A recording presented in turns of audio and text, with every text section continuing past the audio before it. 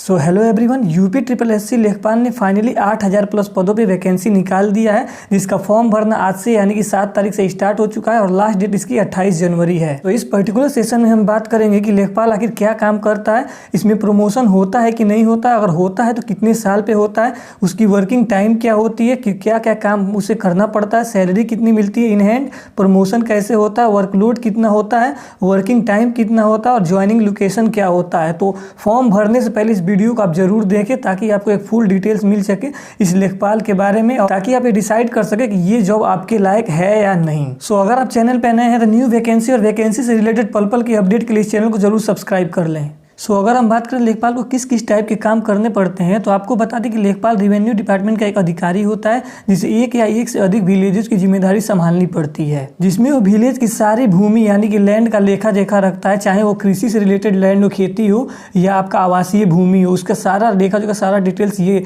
लेखपाल ही रखता है। मीन्स विलेज में किसके पास कितनी भूमि है, वो भूमि किस टाइप की है, वो खेती के लिए है या आवासीय भूमि है, उस भूमि पर किसका नियंत्रण है, भूमि से रिलेटेड जो गाँव में जिसकी भी जमीन होती है उस जमीन से रिलेटेड सारी डिटेल लेखपाल को ही रखना पड़ता है। और उस पर्टिकुलर विलेज का आय जात निवास सारा सर्टिफिकेट का वेरीफाई करने का काम भी लेखपाल ही करता है। और सबसे इंपॉर्टेंट जो काम इसका होता है वो किसानों के लिए होता है, किसानों की सारी समस्याओं का हल करना। अगर किसी आपदा में किसान की कृषि खराब हो चुका है, उसे किसी लॉस को देखना पड़ रहा है, तो उस लॉस को पूरा करने का काम भी लेखपाल ही देखता है।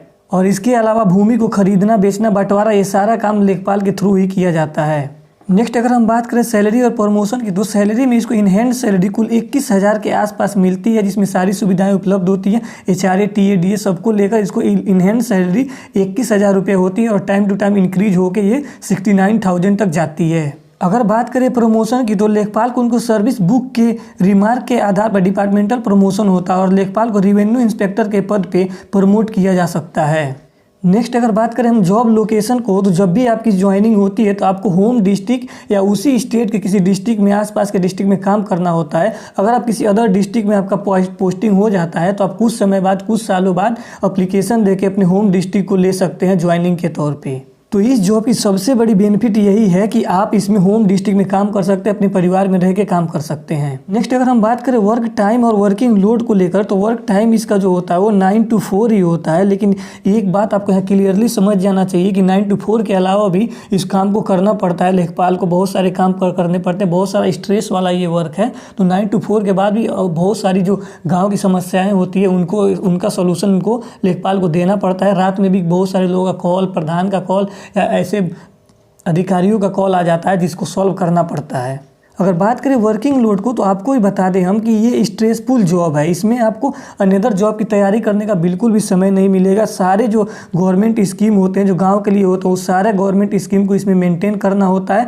लोगों की जितनी भी शिकायतें होती हैं, पर्टिकुलर गाँव के लोगों की जितनी भी शिकायतें होती हैं, टाइम टू टाइम उसका सोल्यूशन भी आपको देना पड़ता है और किसी भी प्रकार का कोई छुट्टी आपके लिए अवेलेबल नहीं रहती है। यहाँ तक कि संडे तक को भी आपको काम करना पड़ सकता है इसमें। सो फ्रेंड्स, फाइनली कंक्लूजन ये है कि केवल 21,000 की सैलरी और प्रमोशन भी इतनी जल्दी नहीं होती। केवल एक ही पद पे प्रमोशन, ऐसा ही नहीं कि आप प्रमोट होकर के हाईली ऑफिसर बन सकते हैं और ज़्यादा आपकी सैलरी हो सकती है, ऐसा भी कुछ नहीं है। वर्किंग स्ट्रेस इसमें बहुत ही ज़्यादा है। आप इस काम को करके किसी और गवर्नमेंट जॉब की तैयारी नहीं कर सकते हैं। तो आप ये डिसाइड कर लेना इस वीडियो को देखने के बाद कि आपको ऐसा काम 21,000 रुपये में आप संतुष्ट हो कि नहीं, आपको ऐसा काम करना है कि नहीं करना है, या आपको अनदर किसी और गवर्नमेंट जॉब की तैयारी करना है, इससे अच्छा जॉब लेना है। अगर वीडियो हेल्पफुल लगी हो तो लाइक जरूर कर देना, इस चैनल को सब्सक्राइब जरूर करना न्यू वैकेंसी के पल पल के अपडेट के लिए।